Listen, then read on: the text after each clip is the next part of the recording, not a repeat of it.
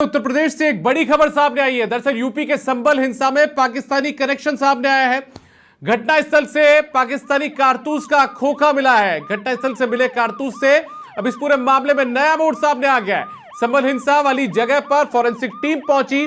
पाकिस्तान लिखे हुए 9mm का एक मिस फायर और एक खोखा मिला है। इसके अलावा 12 बोर के 2 खोखे और 32 बोर के 2 खोखे भी बरामद हुए। अब चप्पे चप्पे को पुलिस खंगाल रही है। पुलिस के जो आला अधिकारी है वो भी मौके पर पहुंचे हैं। तो इस वक्त की एक बड़ी खबर बता दें आपको, उत्तर प्रदेश के संभल से ये खबर सामने आई है। और ये देखिए, ये जो कारतूस का खोखा आप देख रहे हैं, खोल देख रहे हैं, ये पाकिस्तान में बनता है। पाकिस्तान का कनेक्शन इस खोखे के सामने आने के बाद में सामने आ चुका है। पाकिस्तान लिखा हुआ 9mm का एक मिस फायर यहां पर मिला है। तो एक बड़ी खबर आपको बता रहे हैं, पाकिस्तान का कनेक्शन इस पूरी घटना में सामने आया है। जब एक टीम पहुंचती है यहां पर, कोर्ट की तरफ से नियुक्त कमिश्नर सर्वे के लिए पहुंचते हैं, तो उस पर पथराव किया जाता है। जब वो सर्वे करने जाती है टीम, तो पथराव के साथ साथ यहां पर आगजनी कर दी जाती है। और अब उस घटना का पूरा कनेक्शन पाकिस्तान से निकलकर सामने आ चुका है। अमरीश सिंह हमारे सहयोगी एसोसिएट एडिटर समाचार प्लस हमारे साथ जुड़ चुके हैं। अमरीश, क्या ज्यादा जानकारी, पाकिस्तान का कनेक्शन सामने आ रहा है अब तो? बिल्कुल, लेकिन निश्चित तौर पर पाकिस्तान का कनेक्शन तो सामने आ ही रहा है। साथ ही साथ हिंसा वाली जगह पर जहां पर फॉरेंसिक टीम पहुंची थी, वहां पर अब नालियां तक खंगाली जा रही, क्योंकि सर्च ऑपरेशन में पाकिस्तान कनेक्शन जो मिला है उसमें अफसर भी मौके पर मौजूद है। और जो खोखे मिले हैं उस पर पाकिस्तान ऑर्डिनेंस फैक्ट्री के 9mm का 2 मिसफायर का खोखा बरामद हुआ है, जबकि इसके साथ साथ 12 बोर के 2 खोखे और 32 बोर के भी 2 खोखे बरामद हुए हैं। सर्च ऑपरेशन लगातार जारी है।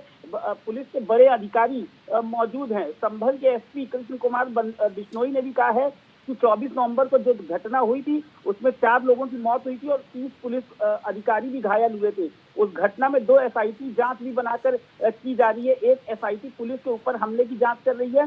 जिस जगह पर शव मिला था उस जगह से एक जो चौंकाने वाला तथ्य सामने आया है, वहां पर पाकिस्तान ऑर्डिनेंस फैक्ट्री के 9mm के 2 मिसफायर मिले हैं। जिन जगह पर शव मिले वहां फॉरेंसिक टीम अब फिर से जांच करेगी। एक बड़ा एंगल सामने आया है। साथ ही साथ ये भी बात निकल कर आई है, यहाँ पर समय समय पर छापे पड़ते भी रहते हैं और संभल घटना के बाद भी छापे पड़े थे। लेकिन आज ये खोखे कहाँ से बरामद हुए, इस पर कई अपराधियों को गिरफ्त में लिया गया है। इसके साथ साथ कुछ अन्य अपराधी भी हैं जिसको पुलिस द्वारा बताया जा रहा है कि जो दुबई में हैं। कई लोगों पर वाहन चोरी के भी मामले हैं जो इसमें एक्सपर्ट हैं। लगातार उन पर ही निगरानी रखी जा रही है। साथ ही साथ इसके बाद वो वाहन चोरों को भी अब उठाया जाएगा जिनके ऊपर हथियारों की स्मगलिंग करने का भी आरोप है। लेकिन बड़ी बात यह है दीपक की अब पुलिस की जांच पर भी सवाल खड़े हो सकते हैं, क्योंकि अधिकारियों ने पहले हिंसा में मरे लोगों के पोस्टमार्टम रिपोर्ट के हवाले से देसी 315 बोर के हथियार की बात कही थी। लेकिन अब विदेशी हथियारों का एंगल सामने आने से पुलिस के ऊपर भी अब निशानदेही होगी, क्योंकि घटना के 9 दिन बाद फॉरेंसिक टीम के पहुंचने पर पुलिस की थ्योरी पर सवाल खड़े हो रहे हैं। पहले पोस्टमार्टम रिपोर्ट के आधार पर देसी 315 बोर के हथियार से गोली मारने की बात की गई थी। लेकिन अब ये पाकिस्तान कनेक्शन आने से एक बार फिर से ये जो घटना है फिर से अब एक नया जो सीन है वो क्रिएट करेगी, क्योंकि इस घटना में घटना के बाद से जिले में 5 दिन तक इंटरनेट सेवाएं बंद रही थी और बाहरी लोगों के एंट्री पर भी प्रवेश पर रोक लगा दी गई थी। हालांकि बाहरी लोगों के एंट्री पर अभी भी रोक जारी है। वहीं जिले में धारा 163 लागू है, जो अगले 10 दिसंबर तक लागू रहेगी। अपने दर्शकों को बता दें कि धारा 163 के तहत जब कोई पक्ष किसी दस्तावेज को मांगता है जिसे पेश करने के लिए उसे दूसरे पक्ष को नोटिस दिया जाता है और ऐसा दस्तावेज पेश किया जाता है जिसके पेश होने से पहले ही पेश करने वाले जो दूसरा पक्ष होता है उसका निरीक्षण किया जाता है। तो ऐसे मामले में भी जब बाहरी लोगों का आवागमन बिल्कुल बंद है, उसके बाद पुलिस दिखाती कि देसी 315 बोर के हथियारों का इस्तेमाल किया गया था घटना वाले दिन। लेकिन अब पाकिस्तान ऑर्डिनेंस फैक्ट्री के 9mm के खोखे मिलने से और 12 बोर के और 32 बोर के 2 खोखे मिलने के बाद से पुलिस पर भी सवालिया निशान उठ सकता है। दीपक, अमरीश, आप बने रहिएगा मेरे साथ में। मोहित भारद्वाज संभल से हमारे संवाददाता जुड़ चुके हैं। मोहित, अपने आप में बड़े सवाल खड़े होते हैं, जैसा अमरीश भी बता रहे हैं कि पहले ये कहा जाता है कि 315 बोर का हथियार का इस्तेमाल किया गया था, उसकी गोली की वजह से लोगों की मौत हुई। दूसरी तरफ अब जो चीजें सामने आ रही है वो ये है कि पाकिस्तान के जो एक तरीके से चीजें हैं वो यूज में ली गई है यहाँ पर, उसके पाकिस्तान के बने हुए गोलियां जो है उसके खोखे यहाँ पर बरामद हो रहे हैं। पुलिस क्या कुछ कह रही है अब? देखिए, ये बहुत बड़ा सबसे बड़ा सवाल ये उठता है कि 24 नवंबर को जो जामा मस्जिद सर्वे के दौरान हिंसा हुई थी, उसमें लगातार एटीएस और आई इंटेलिजेंस, जो लोकल इंटेलिजेंस थी, वो भी काम कर रही थी। इसमें आज बहुत बड़ा मामला सामने आया है, तो पाकिस्तानी कनेक्शन कहा जा सकता है।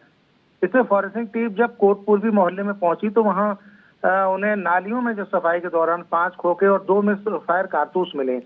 सबसे बड़ी बात यह कि इन खोखे पर पाकिस्तान ऑर्डिनेंस फैक्ट्री का नाम लिखा हुआ है। लोकल इंटेलिजेंस के जब अधिकारियों से हमारी बात हुई, एएसपी स्टेशन से हमारी बात हुई, तो उन्होंने कहा कि इन सब गहन बिंदुओं पर हम लोग जांच कर रहे हैं और पाकिस्तानी खोखा मिलना एक बहुत बड़ा सवालिया निशान लगाता है कि यहाँ तक बात की जा रही थी कि 312 बोर के उससे हत्या हुई थी, गोली चली थी, तो आखिर ये पाकिस्तानी फिर खोखे यहाँ कहाँ से आ गए। चलिए ठीक है मोहित, आपका बहुत शुक्रिया। अमरीश मेरे साथ लगातार जुड़े हुए हैं। अमरीश, इस पूरे इलाके में जिस तरीके से घटनाक्रम सामने आया, एक तरफ तो आप जो कोर्ट है, जिला कोर्ट है, वो जो आदेश देती है कि कोर्ट कमिश्नर नियुक्त करके वो सर्वे करें, उस पर तो यकीन किया नहीं जाता। उस आदेशों पर तो एक तरीके से आप जो कोर्ट कमिश्नर नियुक्त होता है उन पर हमला कर देते हैं, जो पुलिस वाले वहां पहुंचते हैं उन पर हमला करते हैं।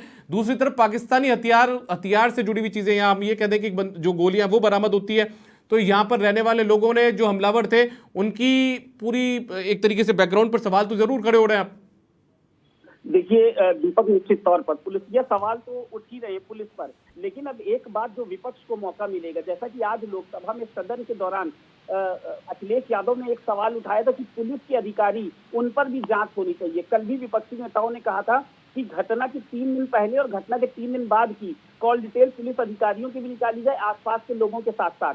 तो अब ये जो विपक्ष का वार है ये भी होगा, क्योंकि आसपास के जो लोग हैं जिनको उठाया गया था उनसे अभी तक क्या हासिल हुआ था। अब जिस तरीके से आज फॉरेंसिक टीम पहुंची और पाकिस्तान के खोखे वहां से ऑर्डिनेंस फैक्ट्री के बरामद हुए हैं, हो सकता है कि अभी सर्च ऑपरेशन में और कुछ भी ऐसा मिले, क्योंकि सरकार की तरफ से भी एक कमेटी गठित की गई है और जिसमें एक रिटायर्ड जज हैं, एक आईपीएस है, एक आईएएस हैं, तो उनको भी 2 महीने के अंदर रिपोर्ट देनी है। कोर्ट की तरफ से भी ऑर्डर था, 19 नवंबर को एक सर्वे हुआ, दूसरा सर्वे 24 नवंबर को होता है, जिस दौरान ये हिंसा होती है। हिंसा होने के बाद भी 2 घंटे एएसआई की टीम रहती है, एएसआई की टीम वीडियोग्राफी, फोटोग्राफी करती है और उसके बाद से लगातार आज 3 दिसंबर है और 9 दिन के अंदर इस तरीके से घटना के बाद इस खोखे मिलना अपने आप में आश्चर्यजनक है और पुलिस पर अब निशान उठना स्वाभाविक है। कृष्ण कुमार बिश्नोई जो एसपी हैं संभल के, उनका भी ये कहना है कि 24 नवंबर की सुबह सर्वे हुआ था, उसी दिन हिंसा हुई, इसमें 4 लोगों की मौत हुई थी, एसआईटी गठित की गई, फॉरेंसिक टीम और नगर पालिका ने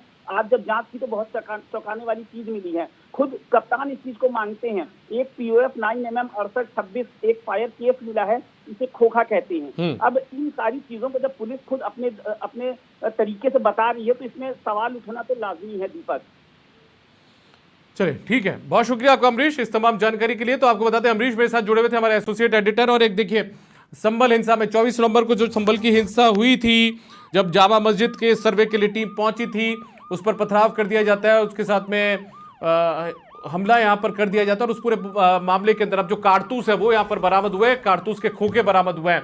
और बड़ी बात यह कि पाकिस्तान ऑर्डिनेंस फैक्ट्री जो है वहां के बने हुए ये कारतूस थे, उसके खोखे यहाँ पर मिले हैं।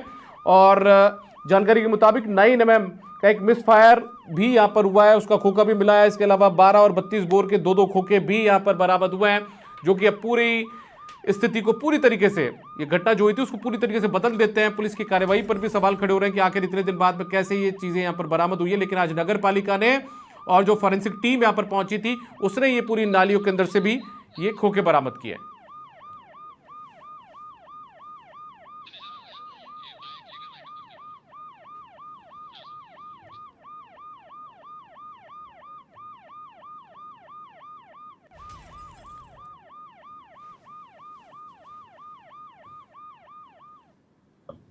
मेटल डिटेक्टर है, उसके माध्यम से जब आज और नगर पालिका की टीम के द्वारा जब इसमें आज सर्च किया गया है तो आज काफी चौंकाने वाली एक चीज सामने आई है, जिसमें एक POF 9mm 68-26 लिखा हुआ एक फायर्ड केस मिला है, जो मतलब खोखा जिसको कहते हैं वो मिला है।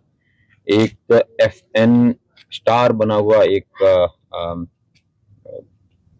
फायर्ड नहीं कहेंगे उसको, मिस फायर कहेंगे, क्योंकि उसके ऊपर स्ट्राइकर का निशान है, लेकिन शायद लगता है पॉक करते समय उसने निकाला है और वो फायर नहीं हुआ है, तो दूसरा राउंड फायर करने के लिए शायद उसको यूज किया गया हो उसके द्वारा।